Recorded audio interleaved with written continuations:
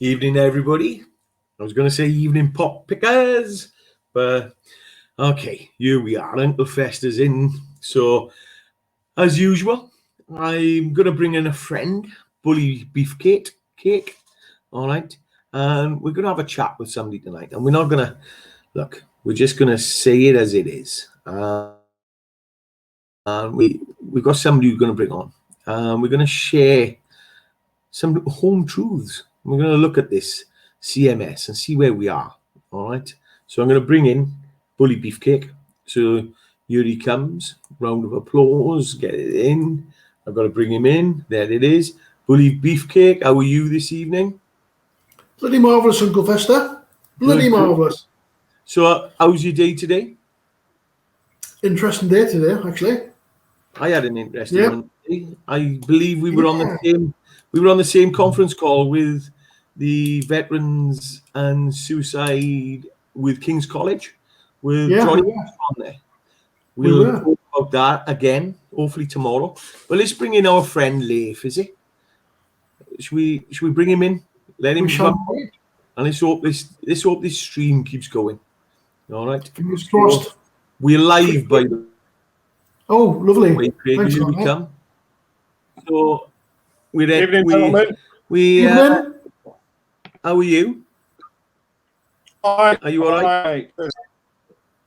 Oh, really bad connection this again. This connection, if it goes bad, this is gonna let me rumble.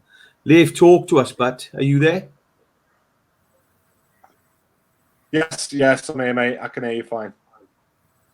Excellent. Let's roll on with this. All right. So the reason we brought each of us on is just to have a chat about relationship breakups, CMS, and potentially what really happens. You know, Leif, tell us his story, but who you are, introduce yourself, who you are, and then we're going to cover the true facts about the true cost of a relationship breakup.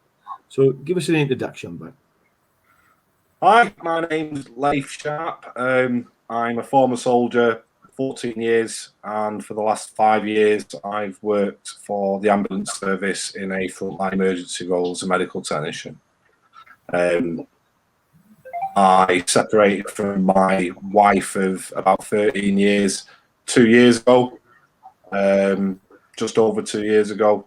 And since that day, I have been absolutely broke on the flats of my ass with, not really a lot of help about for someone in my position. And the struggle is real. It really is. So I'm sorry to hear that, mate. And how have you been? How have you been with your mind? I don't like the word mental health.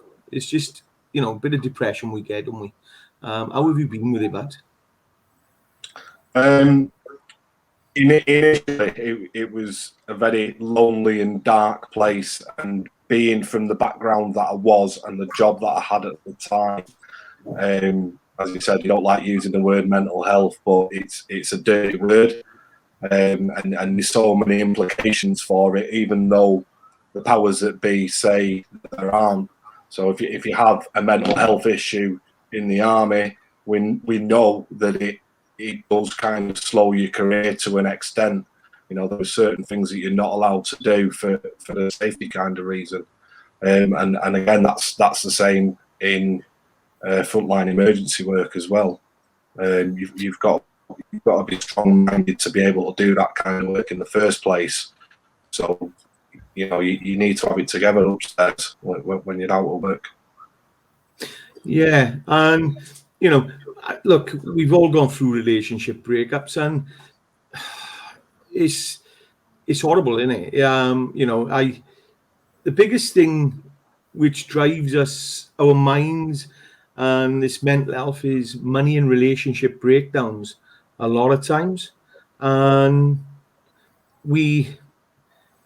I've come to the conclusion after I spoke to you earlier, and we looked at it, and what we need to do is share the actual facts of because when you separate and you break up in a relationship, you're actually starting to you're looking at paying two lots of income, because you've got to try and get on with your life as a single person.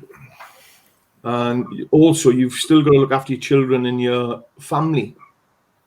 And there's no extra money coming in for these two separate lives you're actually juggling about. I think we talked about it earlier. And CMS, when did they get involved, Liv? Again, don't want to start,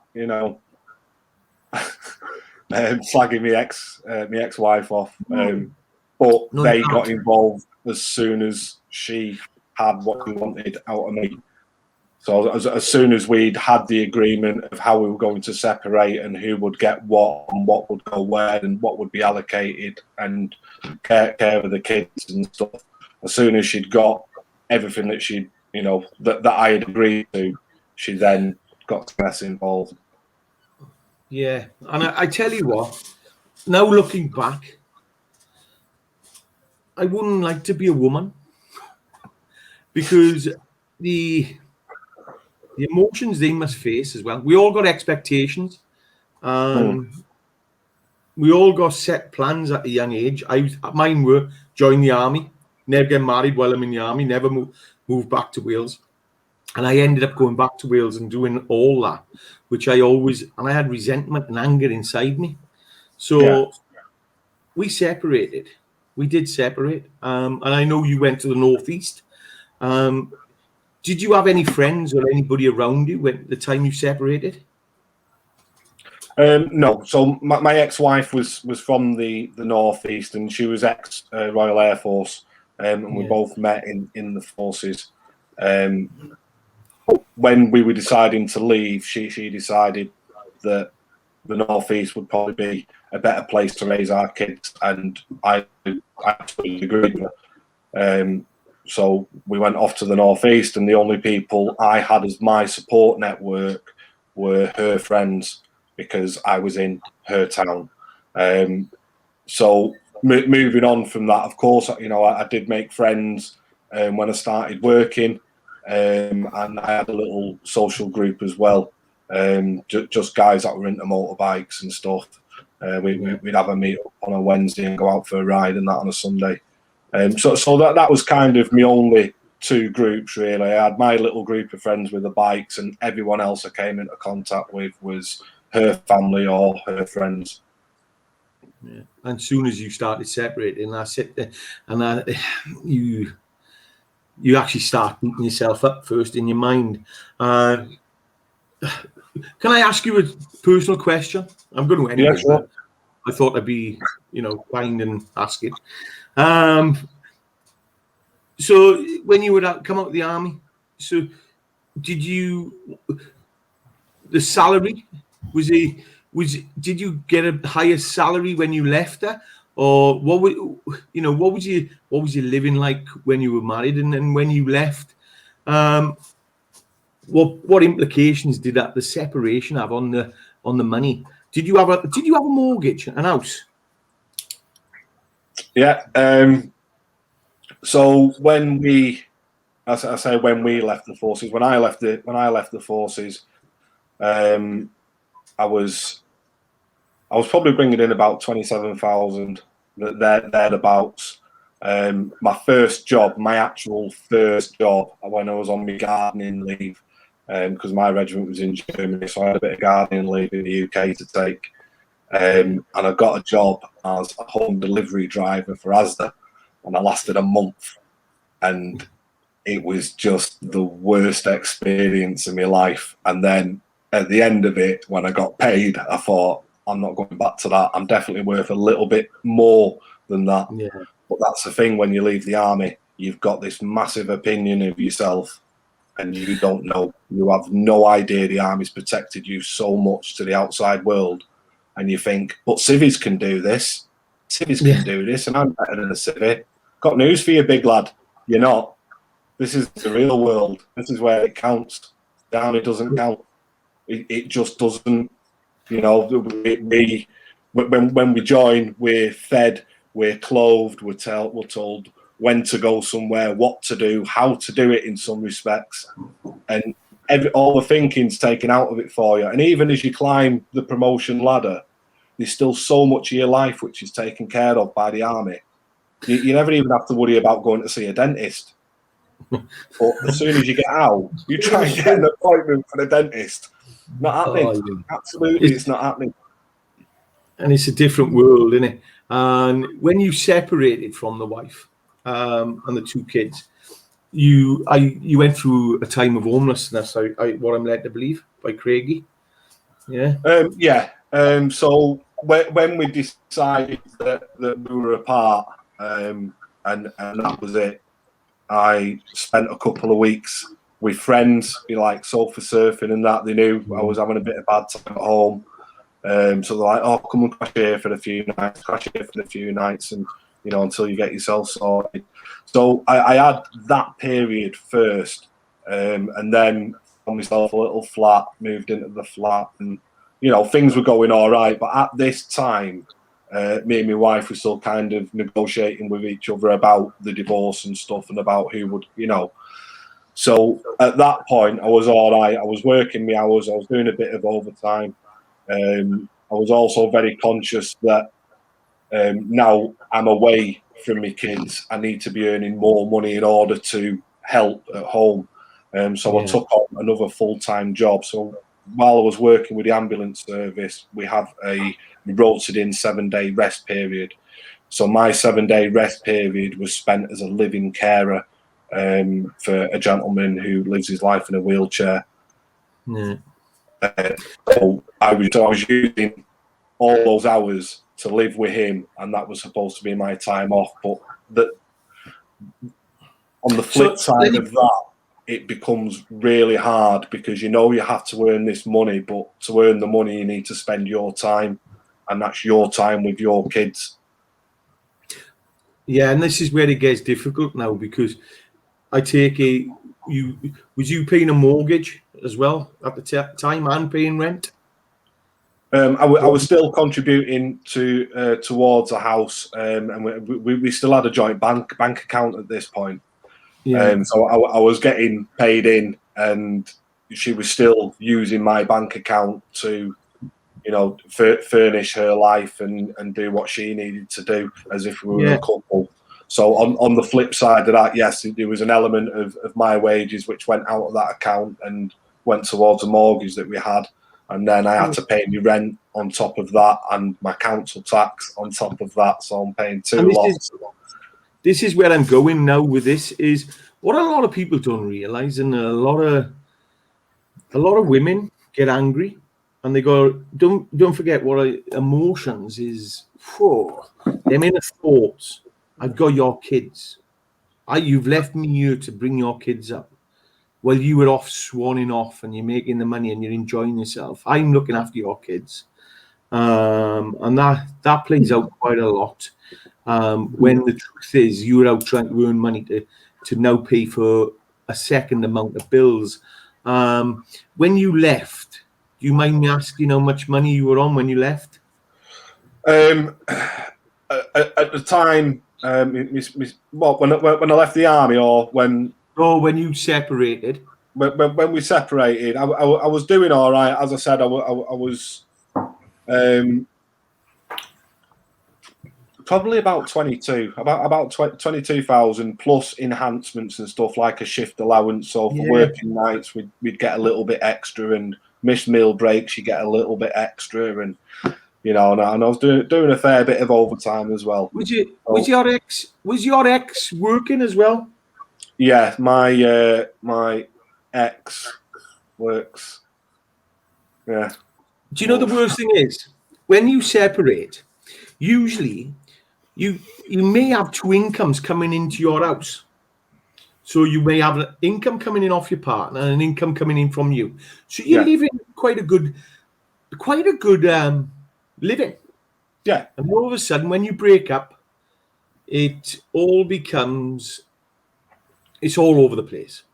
And you've got some people who the wife and the husband are working, so there's a big salaries coming in which mount up, or you might have one just working. And this is where I'm going with this. And the avenue I'm going down is, right, Dave, have you ever sat down and seen how much it is to live?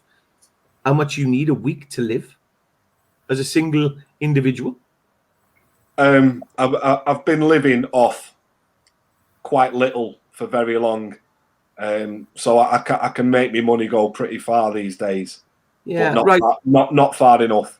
I'd say, judging by what the government say, they say you need about £400 for like your living expenses, because that's kind of what they go with universal credit. So that's kind of what I'm heading at. Around about that mark would be like the official figure, I'd say. Yeah, when I lived in the homeless hostel, we used to do a breakdown, me and my close friend, and we used to say, how much money do we need to live? And we estimated around £350 a week. All right. And I'm going to show you what I mean by that now. And that was without being on universal job credit. So today I thought, I'm going to do the breakdown and I'm going to share it on the screen today. All right. So what I'm going to do now is quickly share it. So where you live, I've looked at the house prices, rent, potentially between 550, 795 a month. Yeah. All right. So gas for a 1-bedroom flat, what they say is average of £30, electric 24 a month. All right. It could be a little bit extra. This is you living really on the actual budget and watching your gas and your electric, not leaving your lights on. And I think if you know what I'm on about, because right, I've not paid it for months. Exactly, because we robbed Peter to pay Paul. All right, we robbed Peter to pay Paul, and let's be honest now. Council tax, Band F. If the house is valued, not paid it. I'm in arrears. So straight away, no. But this is what I'm trying to say. What a lot of people don't realise is these are just costs you've got to pay to live. So we've got water, TV license. Don't have a TV license. Anything on that? All right. Transport, food. If you're lucky, £40 a week, ideally. Toiletries, 25. You haven't had a shave for a while, so you don't spend. That's why I've got a beard. Exactly. Can't afford a razor. Razors are expensive. So laundry, cleaning, mobile gift gaff if you're on. That's what I used to use. All right, I got on my internet, but that's without even looking at building contents, insurance. A luxury is gym. Clothing is not a luxury. Internet. So if you were working, all right, if you were working, I'm going to take that figure out there for a minute. If you were working, all right, you've got to be clearing a month £1,228. All right. But that's £307 minimum a month. But if you went down here, all right, 1,228 is equivalent to 18,550. Now, CMS, how much CMS do you pay? £588 a month. Craig, how much? What is your salary? Right, don't tell me your salary for a minute. Craig, 20% or 40%, what do they take usually? As in, well, they take 20%, which is about £80 a month for their fees on collect and pay. And then you've got, if they set up a detachment of earnings order, they can take 40% of your salary. So if I say 40%, all right, so how much are you paying, did you say? £588 a month. £588? Yeah. For one child? Pardon? For how many children? One child? That's for 2 kids. 2 kids. So what I'm going to say to you now is I'm going to put that figure in there, look, all right? 575, and then I'm going to come back and show you how much that is. So now 570, don't know what's going on there. My calculation has just gone all over the place. So what I'm going to do, I'm going to go back. I'm going to put it in because I put it in earlier. All right. So you've got to be clearing 1,804. All right. Don't forget, there's a lot of costs in there we haven't even put in. Medication. Because you work, you don't get free medication. You don't get free medicine or free dentist. You've got to pay for that. So a lot of people don't go there. Mind-altering substances, cigarettes, drink and drugs. A lot of people use that to avoid their emotions. But let's go down here now and have a look. 1,804. 1,800. Are you on around 30,000 a year? No. So potentially, you should be on 30,000 a year. All right. So are they pulling arrears off it? Are they pulling arrears? They saying? Yeah. So I've got quite a bit of an arrears. How much are the arrears? To this day, I don't know. It changes a lot. I can't get a straight answer when I've queried it. I can't get a breakdown of it.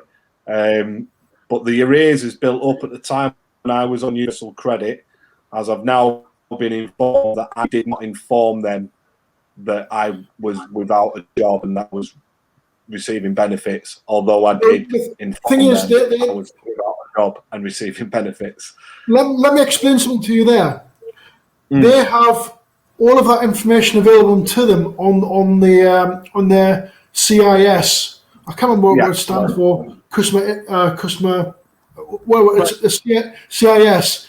And when there's changes made to if you've gone to like another department of the DWP or anything, you make changes to your circumstances, then they get notified.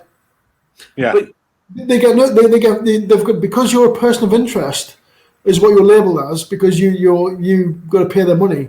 Then they get notification, so they know exactly your circumstances. Here we go. So, Leif, what was your salary last year? Because they're going on your salary from last year. What was your salary last year? They're still going on my 2018, 2019 wage, went from the time I was working 2 jobs. So that's the calculation that I have. I've asked for a mandatory reconsideration, and I was told no, because my wage hadn't dropped by 25%.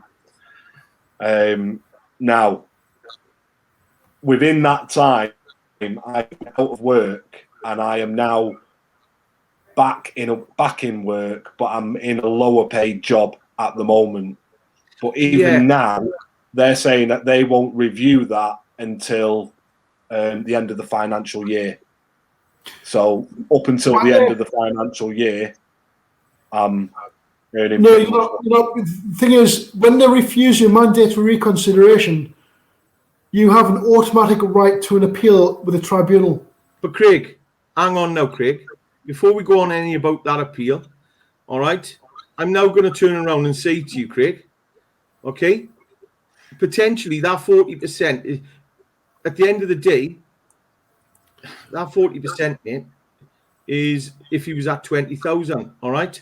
If he was earning 20,000 and they took 40% off him, all right, then that's the 500, all right, and 74. However, the monthly net is 1,438. For 1,438.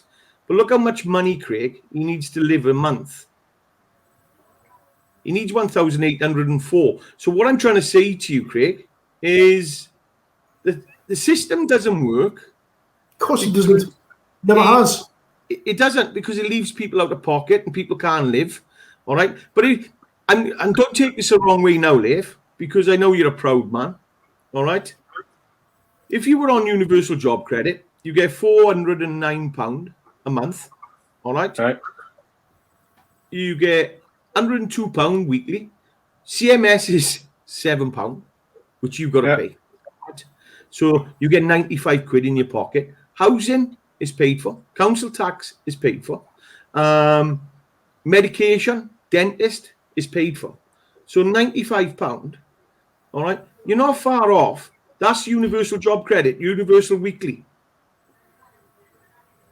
They're not far off. The government's not far off. But what the government's doing, they're not actually looking at if you were a taxpayer, all right, to have that salary there, potentially, you're better off. Potentially, you're better off on the dole, and I can see why people go on the dole, Craig, and universal credit. Yeah, I can see but who why. loses out there? Yeah, and this is, but don't forget now, all right. If you're still paying a mortgage, this is just to live as This is just to live as a single parent. A single person. When you break up, this is what you've got to do to live, and you need potentially, if you're paying CMS and you're paying arrears, you can't live. You can't. You can't live. Idiots. So it's okay for universal credit, but the system's broken when it comes to people who are employed, because if you earn 12,975 you have in the bank, all right, anybody really under 35,000, the CMS, you're living on the breadline. You may be living on the breadline above 35, really, because they're going to come. Definitely. They're going to go. 45. Yeah. And I was. They took £816 a month from me, and I was left with just. I was left with like 1,200 quid, and my rent was £900, and the rest I still had to pay council tax. Yeah. And that's it. You know, they don't get. They were taking 800 quid from me, and I was left. I couldn't survive on what they were living with. Well, let's open this up straight away. Potentially, money's key. Money's the breakdown of all relationships. Money's key. If you haven't got money, somebody said to me in the Middle East when I worked for them was, no money, no honey. Money's king. That's it, yeah. I used to laugh at the saying, but it is true, because potentially you've got housing, rent. You've got to pay that because you haven't got an house over your head otherwise. You've got to pay your gas. You've got to pay your electric, council tax, water, TV license. Because if you don't, where do you end up? On the street. All right? Mm-hmm. That's even before. Got the T-shirt, mate. Exactly. But what I'm trying to point out is, because a lot of women think, oh, he's living a lifestyle, he's out on the, and I'm sorry, but a lot of women and a lot of men as well need to come to reality. And it's when the relationship breaks up. Leif, you said something today, and I knew straight away when you said it, because I know you, like you said, you know, you want to give more to your kids, and your kids are your everything, and you want to go and see your kids. And the big thing was, Craig, me and Leif were talking earlier, just having we had a quick catch up really, before we come on, and I said to him, was the last time we talked to your ex? And he said, we don't really talk, and we by email. And I said, when was it? And he said, November. And I said to him straight away, don't tell me, I know what it's all. And Leif, I told you straight away, didn't I, mate, what it was all about. And it's so true, because sometimes I think people think we got money trees in the back garden. You know what? Shit. The worst thing about the CMS involvement is that it's forever moving goalposts, and that's the thing that people can't aim off for it. One month it's 588, the next month it's more, the next month it might be a bit less, but you don't know what they're going to pay, because they change the goalposts that frequently. And then when you try and do the extra work to cover the deficit so you can make your payments, the year after goes up again. So we're stuck in this forever downward spiral of working to pay the CMS, to pay them more so we can pay them more. But the deficit of that is that we have no time. And then we end up with a label, oh, he's a deadbeat dad because he doesn't spend any time with his kids. I speak to my kids every night on the phone if I can. Man. If Good I'm not at work, man. and if I am at work, then we message and we message often. But it's heartbreaking when I speak to him and they ask me when can we come down, and I'm like, well, actually, I can't have you down because I can't feed you, and I can't even feed myself. And for me to be, my kids are pad brats, you know, they're 16 years old now, my boy. And my daughter's 15, so they've grown up and they've known me as a soldier. They've seen me as a soldier, and they've also seen me as a proud man working for the ambulance service. Yeah, and probably the next time my kids see me, they may possibly walk past me on the street while I'm begging so I can eat that day. and That's always where I feel that this ends up. But Leith, don't you ever, and I'm telling you now, look, you've connected with me, you've got my phone number, mate. You phone me anytime, but I'm telling you now, I'd have you living with me straight away, but all right, you'll be on my settee, but let me tell you, or I'll get you into Veterans Aid or wherever you've got to go, mate. You know, I don't want to. There's no reason why we should have you out on the streets or anything like that. And it does. This is what really. This is what really grips my shit, and I tell you, because one, it's the kids, and two, is soldiers. They can adapt and they can overcome anything. We can do anything we want, but sometimes we just need that. We need a system which is fair. We need a system that we understand, and it's simple. We don't need something which is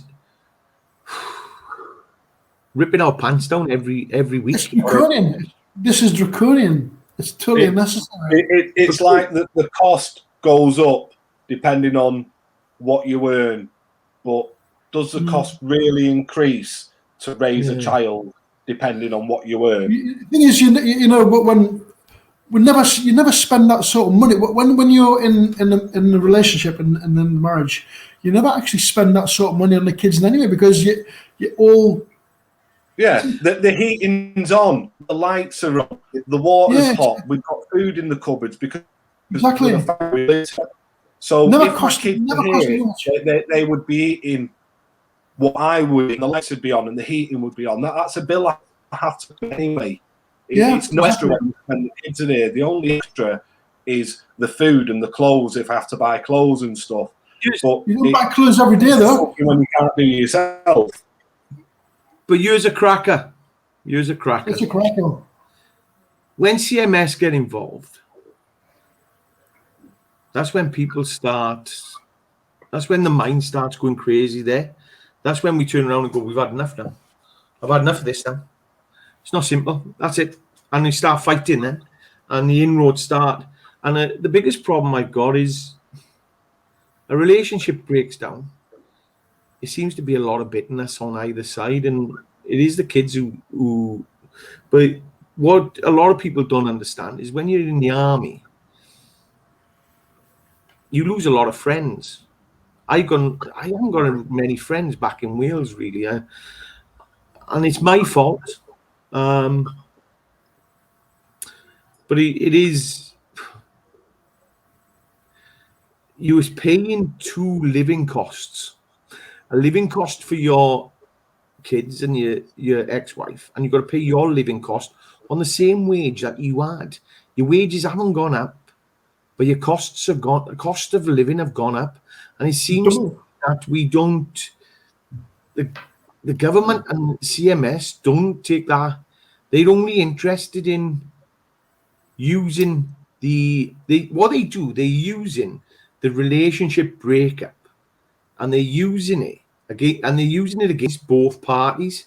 So you got the resident parent, you got the absent parent, as I'll call it, all right, and they're fighting each other because you got this organization in the middle who's supposed to mediate.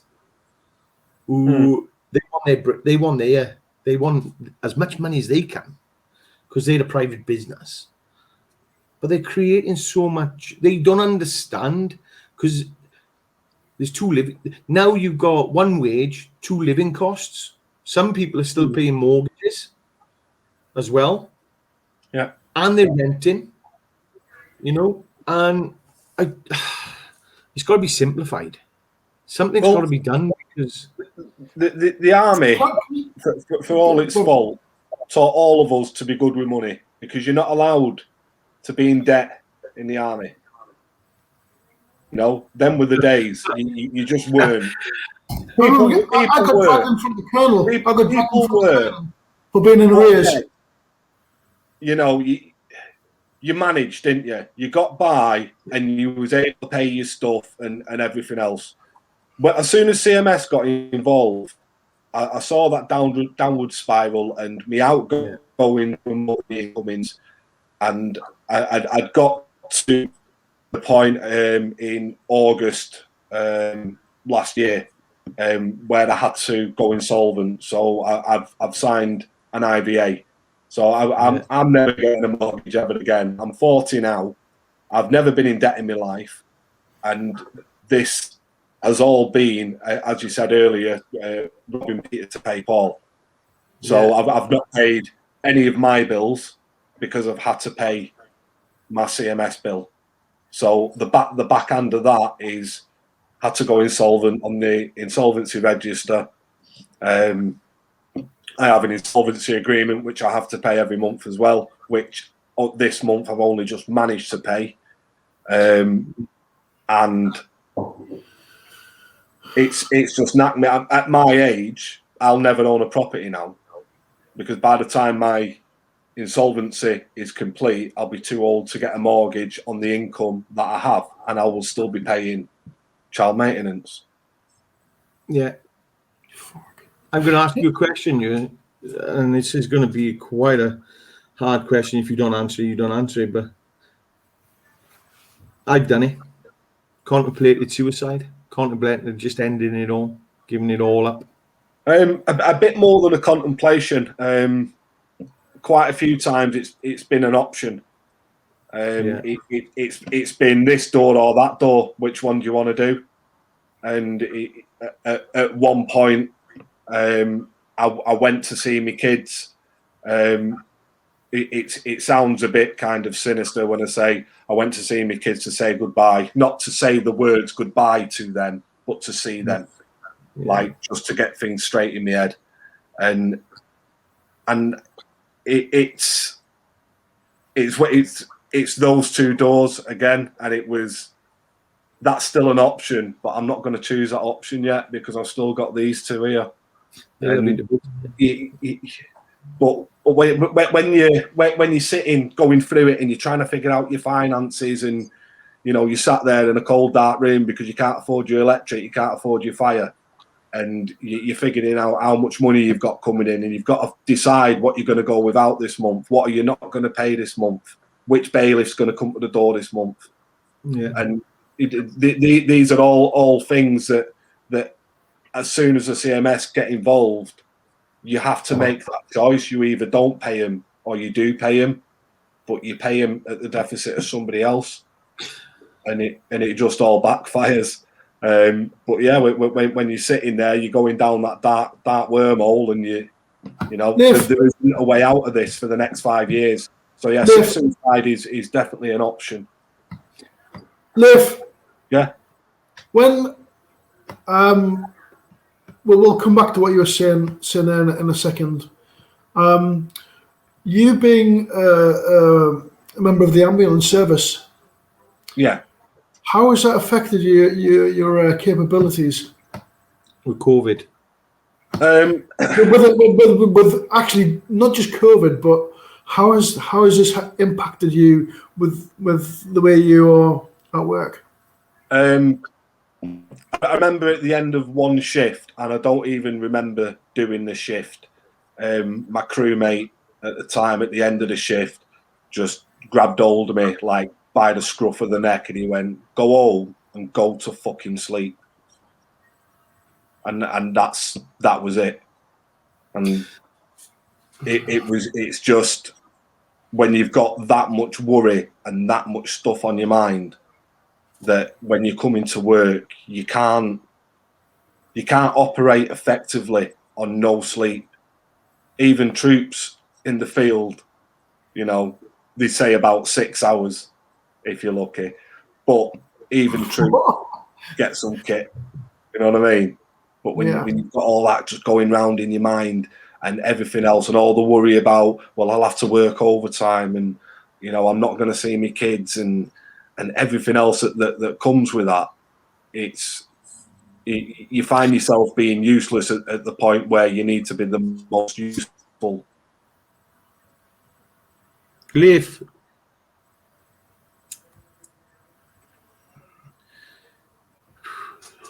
if your ex-wife phoned up and said there was a problem, deep down, would you be there? Say that again. If your ex-wife phoned up and said there was a problem, she was facing a problem, would you be there? What, for her or for the kids? For her, she's the mother of your children. For her. Because I always ask this question, because I tell you what, when I look deep down, I suppose so, yeah. Because and the reason I ask the question is, I suppose, yeah. I love my ex-wife. Craig knows her, and we get on. People say to us, "You're like an old married couple." When we're not married, we're divorced, and we separate. That was Cram's best man, by the way. He was my best man. We separate because we didn't really get on, and it weren't we didn't get on. There was too much outside inflow. There was too much going on around us, and we just separated. And she's always been there for me when I've really been on my ass, and I've always said I'd be there because I love the girl, but she's the mother of my kids as well. So I always said if she needed, and she was on her ass, I would be there. And I'm just trying to work out, because I would say if I asked a lot of people that question, deep down, we don't wish anybody any harm. And yeah, you know, and I don't know if people lose the fact when they get bitter and they start, relationships frazzle away. But we felt something for them people once, and I'm just trying to put it out there, because a lot of people. Can I put some here? Can I have some input here, Claire, please? Yeah. Right now, you know, my daughter, my youngest daughter, Poppy, when she came to Stimley for a bit. Yeah. And the very first thing that I had done was, when she came to stay with me, was because I was now the parent with care, or the resident parent. I called up the CMS. It was the CMS then, yeah. And I told them that I was now the resident parent, and I wanted to close the case. And they couldn't close the case. They could not close that case quick enough. But then they said, "Would you like to make an application for child support against your ex?" And I went, "No, I do not want you people involved in this at all. As much as I dislike my second ex-wife, I still would not allow the CMS to be involved in this. You know, there are vulgar people, vile people, and they make people's lives hell. And even though, you know, I have my differences with my second ex-wife, I would not get them involved in this." I'm just laughing because, you know, maybe you're the problem if you've got a second ex-wife. Yeah. Well, Definitely. Well, not really. I mean, crikey, you know, the armed forces. The big thing is, what we forget sometimes, with mental health, all right, and I hate this term, it does my head in. A lot of times our thoughts lie to us. Well, 99.5%. And I only learned this last year. Our thoughts lie to us because we've got a negative bias brain. It's wired in a negative bias, and the thoughts lie to us to create these feelings and these emotions of sadness, anger, and it's so many emotions. You know, we got over 3,000 words for emotions, and a lot of times we push them down and push them down and push them down. And then in our conscious mind, we play this victim. We get angry, we get concerned, but we never take action, never do reconciliation. And then there's 2 other levels above that. And what it learned me was I blamed everybody for everything. I had a lot of resentment, but when I looked deep inside and got rid of my emotions and removed all the expectations upon myself and I placed upon others to enable me to judge, I was to blame as well. And I went, okay. And Craig, you know my father, and for 10 years, me and my father didn't speak, and there was a lot of resentment because what would happen was my upbringing. I'm from a separate. My mother and father separated at a young age, and for a long time, for some unknown reason, I had this abandonment in me. I had this blame of. I just blamed my father for everything and my stepmother for everything, and all of a sudden, when I got together with Nicola, my ex-wife, I would tell her about my upbringing. When she first walked in the house and they met her, they liked her. But after a time, they didn't like her. And I tell you why. Because I used to tell her about my upbringing. And all of a sudden, she became resentful. So she would walk in with all this anger on her. She was my mirror. But she couldn't cover it up. I would walk in and go, hiya, how are you? I'm okay. But she would be angry beside me. Yeah. And after a while, they would go, what's the matter with her? What have we done to upset her? And I was like, and it only took me last year to sit down, and when I learned about the mind and resentment and anger, I went, oh my God, that was me. That weren't her. That was me. And I had to phone my father and say, Dad, stop. I'm going to tell you how it works, the mind works, and how he went, what? And I said, mate, I'm sorry, but it was me. I blamed you for everything. And she just carried it as a mirror. And he went, and we get on now, and, you know, but resentment is a terrible thing. Emotions, we beat ourselves up and we blame. I know what you mean, mate. I mean, I did for a long time resent my ex-wife after we broke up, and it was I blamed her for the loss of my kids. Yeah, is what I did. But I mean, like now, last time I went to pick my kids up, which was just before COVID,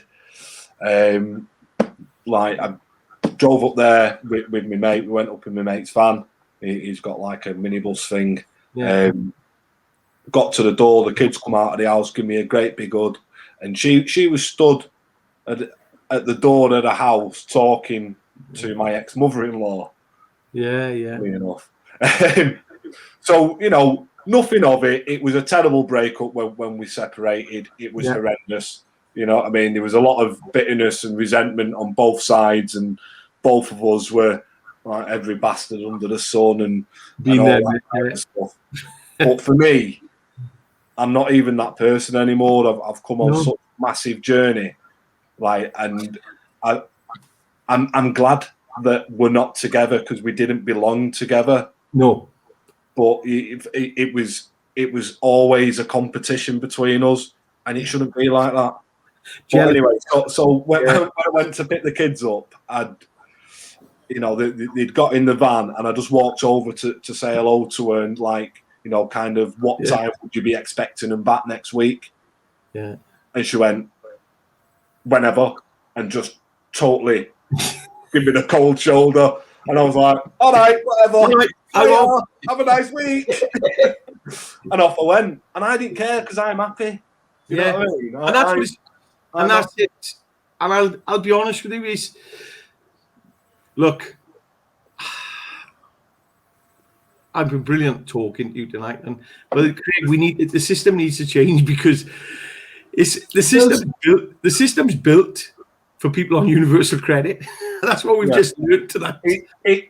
It can work if they give us a figure, and that's the figure, and everything else we can do. We can manage that. We can work the extra. If that's the figure that we're going to pay, till our kids leave education Yes. or till we get a job, that's fine. Yeah. I don't mind that. I can work with that. The thing is, Bonnie lad, what they like to do is they like to give you lots and lots and lots of arrears, thousands of pounds of arrears, what you don't earn to begin with. Yeah, and that's it. And, Well, I was saying you before there, Clive. You know, I hadn't been in debt. I got dragged in front of the colonel for having like £4,000 worth of arrears when they first opened the case against me. I was like, I don't owe this. I was paying for my kids. Ooh, a colonel. Yeah, ooh, colonel. Ooh, a colonel. Ooh. Some ideas. Suits you, sir. Sorry. Suits you, sir. It's like, I was dragging from the colonel for having arrears, and I was like, well, I'm paying for my kids, you know. But Craig, hang on. Yeah, have you, baby? The system's failing because, look, it's geared up to, mate, I just told you, to fit their criteria, all right? You've got to, look, I've just shown you there, the salaries, all right? And that's how much money you take home, and that's on a 2021 salary, all right? 21,000, all right? Some of us have earned over that, but we didn't have to pay CSA, luckily. But when you look at it, all right, look at that. You know, 975. You can't even live. So if I took the CMSA away, you're there, all right, and you've still got to be bringing in £307 a month, and 1,228, all right, and that we haven't even got dental care, we haven't even got, you know, you haven't even got content, building insurance, which they reckon, medication and dental. No wonder people keep away. Imagine if you use drugs or alcohol or you use smoking. What are you going to turn to? You're going to turn to crime. All right?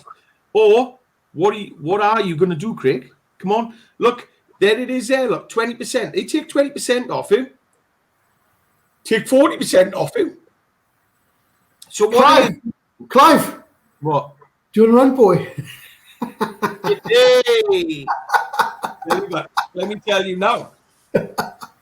Gents, I'm not up for that kind of chat on the internet tonight. I'm sorry. Tonight. Get my glasses on. Hey! But I tell you, we've got on a serious note, it's got to change, all right? Because it's governed for the US. It's governed for people on universal credit. Absolutely brilliant. But what it's doing is screwing everybody who's on the tax system, and they're keeping them down low. And they're actually, what we demonstrated here, Craig, is why people take their lives, because money. They're left with no money. You can't eat. You can't live. What's the worth going on? That's the question you ask. And the worth of going on is your kids, of course. But you don't see that when you got no money. All right? You can't live. You can't eat. You can't see the kids. That's why. You can't afford to see the kids. All right? So and that's where we are. Time because you're working to earn the And money. Yes, exactly. And the more money you work, the more they're going to increase your liability as well. Yeah, definitely. You know, Great, it just increases. So, Nath, hang on, Climbey, baby. Well, you proceed and let me speak after this. Leif, I need to come up your way. All right, I'm going to come up your way. I'm going to bring some coffee up for you. And mate, I think you make an ideal distributor for coffee. I think we need to talk because I'm looking for distributors now. But and you can make £5 a pack you sell. Really? Oh, big time. All right. We need to talk about that because I've offered it out as a passive income for people. All right. I do grounded coffee, fresh coffee. What do you reckon, Craig? Absolutely brilliant. We're looking for distributors, so let's touch base. Let's have a look at that. All right. But definitely, mate, you got my number. Please keep in touch with me now. Oh, all yeah, right? of course, mate. And I tell everybody else, keep in touch with me. And let's try and bring everybody together and try and let's try and help each other out. That's what we're there for, isn't we? Yeah, if you're feeling a bit down, get on the phone, get on the blower. I might give you some shit. You've got my number as well, mate. So you know I'm here too. No, I'm not ringing you. Oh, okay.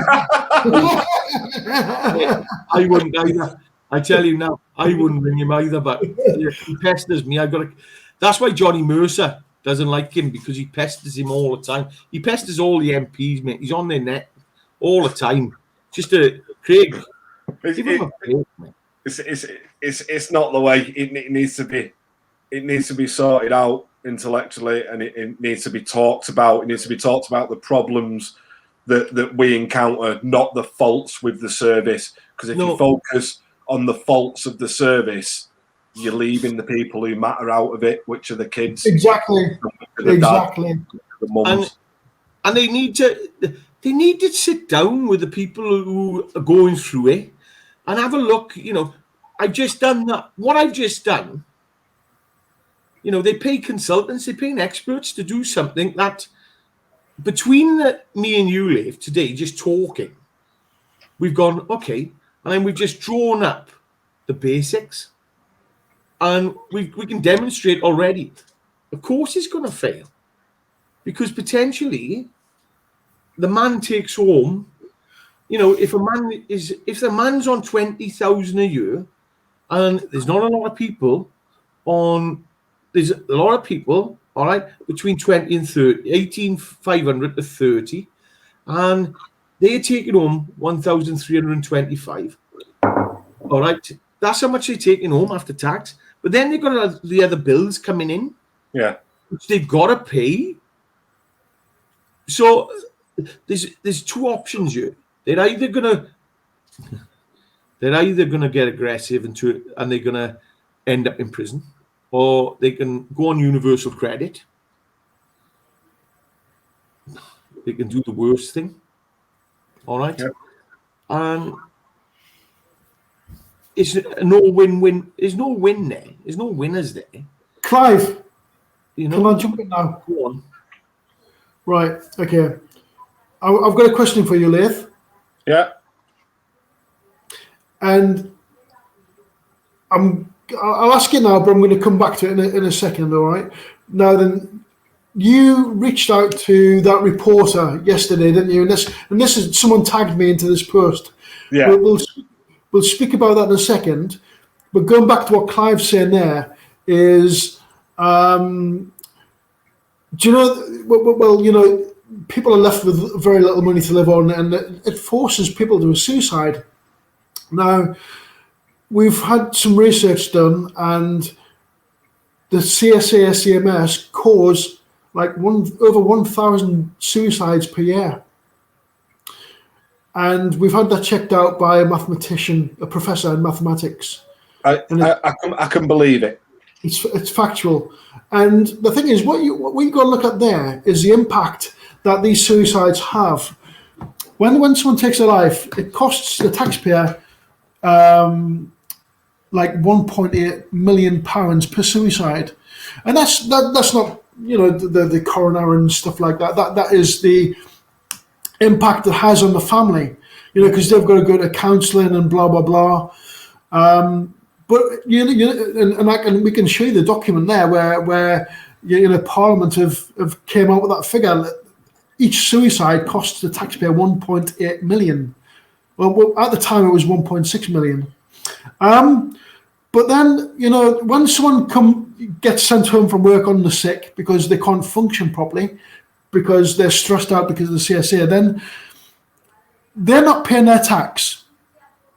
So the government's losing out on the tax. And then they're also having to pay out on sickness benefits as well. Yeah. So that's an impact on the economy as well. And then you've got the fact that, you know, you've got guys in the armed forces who are leaving in droves because they're being shafted by the CSA. All that taxpayers' money that's been pumped into them for the training and continuous training, again, that's a lot of money to be wasted of taxpayers' money. So when you look at it, you've got the CSA taking, well, I don't know how much they got last year, or you know, 27 million or something like that. I can believe that they make a massive profit from Right. Yes, but they get that money, right? But you look at the impact that's having on the economy. But Craig, the Child Maintenance Group, which is the private organisation which DWP employ, they made 38 to 40 million profit last year, clear. Right, okay, that's profit to them. But what about the impact? What about the impact on the taxpayer, where there's been suicides, 1,000 suicides per year? Why is a government organisation making profit that much? Exactly. Anyway? But it's not. Because MPs got backhanders, mate. MPs get. Craig, I'm going to put you on silent in a minute. Oh, okay. But they're not a government organisation. They're a private organisation working for the government.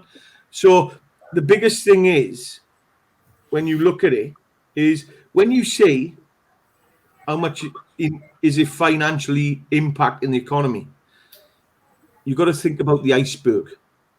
You can see for every £1 you can see above with an iceberg, there's a cost of £8 to £36 for every pound. So that's what you've got to think of, Craig. All right. So, and that's with ill health, that is. So there is a major impact. So yeah, definitely.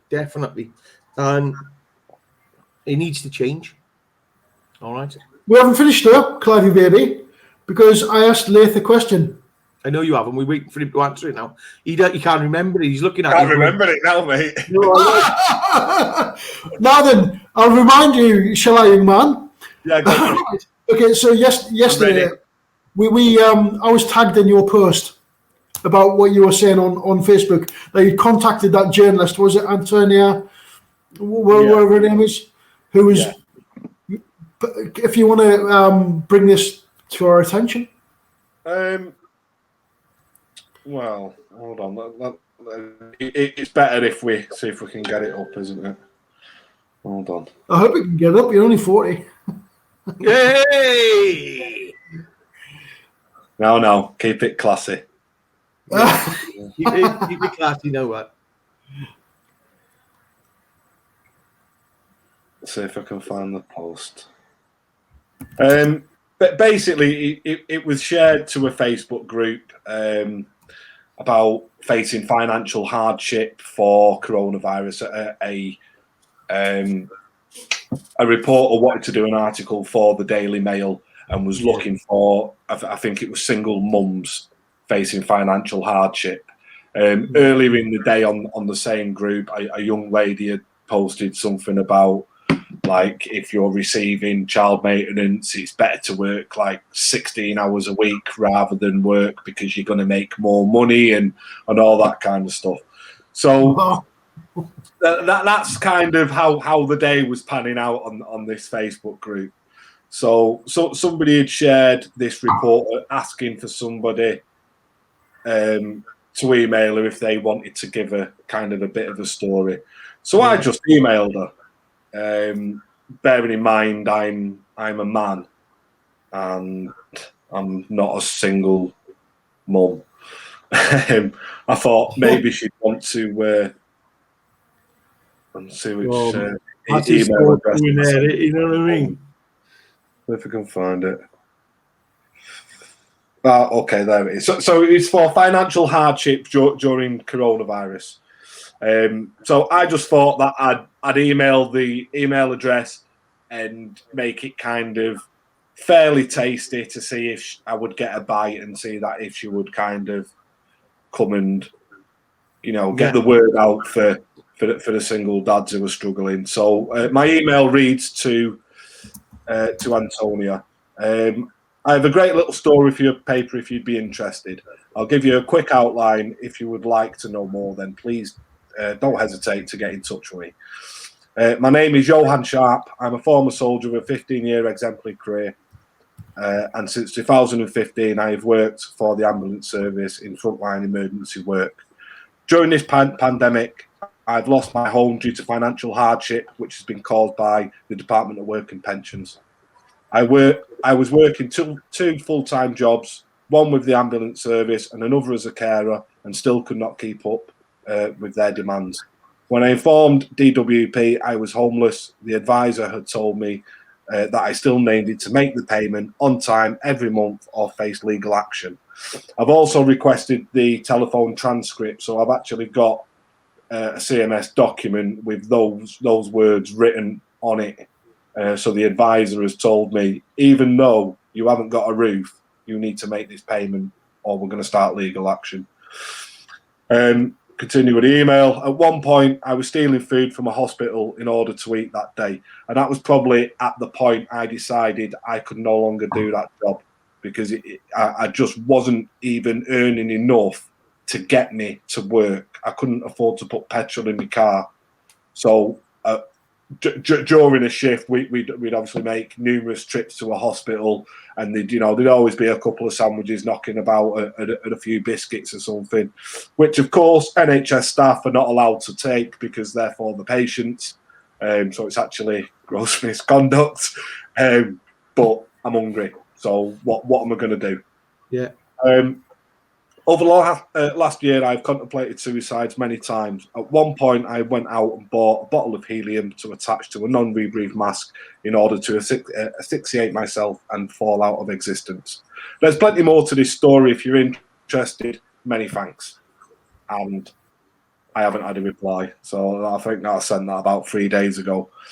So I don't want to sit here, and do the old Neanderthal routine and go, oh, I'm a man and I'm so hard done by and women are all horrible, because that's not the case. The case is that I'm a person and I need some help. And the people who promised to help me are the people that are doing all the pushing here. It's weird, that. Yeah, definitely. But definitely, look, I'm really does grip my shit, actually. Absolutely. Makes my shit itch, actually.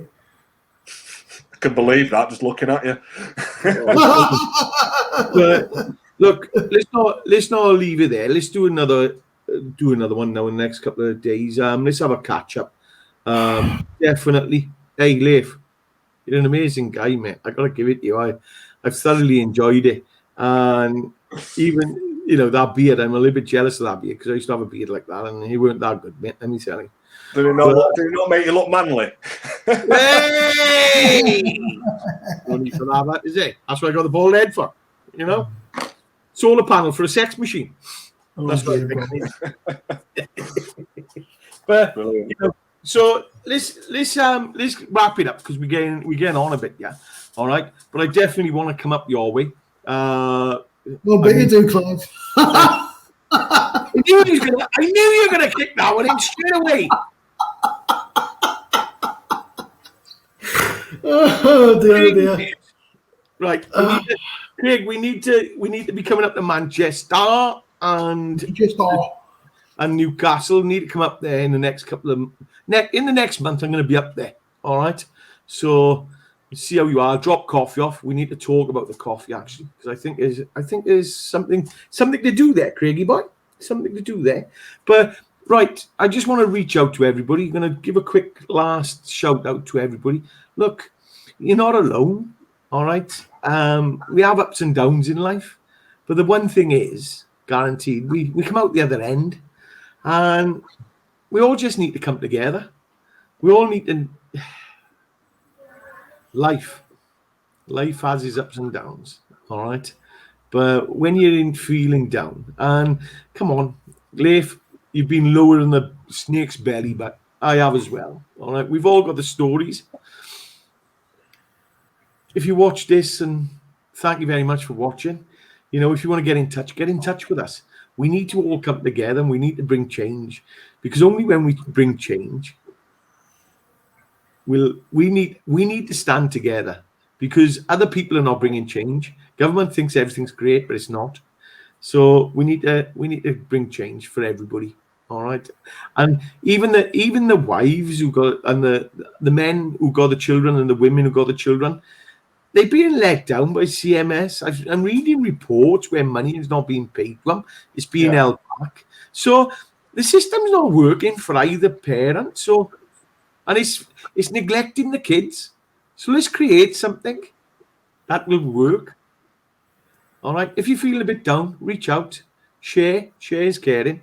That's all I'm going to say now. I'm going to pass it on to Craigie. Do you want a last word, Craig? We'll give Leif the last word, but Oh, good man.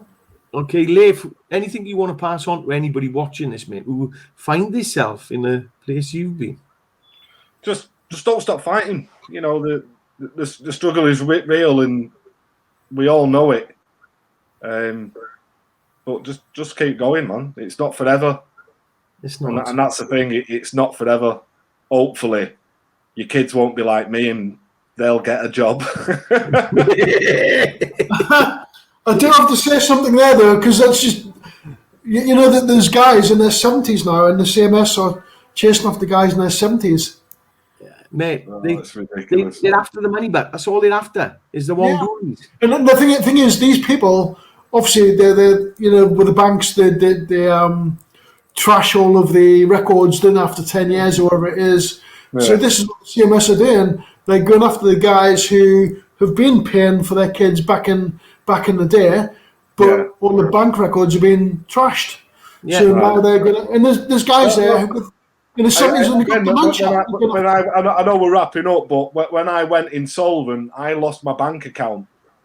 Like my bank account was closed, so all the evidence that I had on my online banking of payments that I had made, which again I have sent to CMS, which weirdly disappeared. But because I've been put in that financial position, I didn't have my bank anymore. So now, if I have to provide any more evidence again, I can't. Exactly. But keep going. Your records have been destroyed. You're insolvent. So really, what they should be saying is, well, hang on, it's past. You can't do nothing with it. But they don't. They keep it on your name, on your national insurance number. There's money. So anyway, I'm going to wrap it up, and we're going to do this again. It's been good. All right. So it's been a long one, but it was worth it. And everybody, have a safe night, good night, and look after yourselves. Remember, Bully Biscuit, Uncle Fester are always you.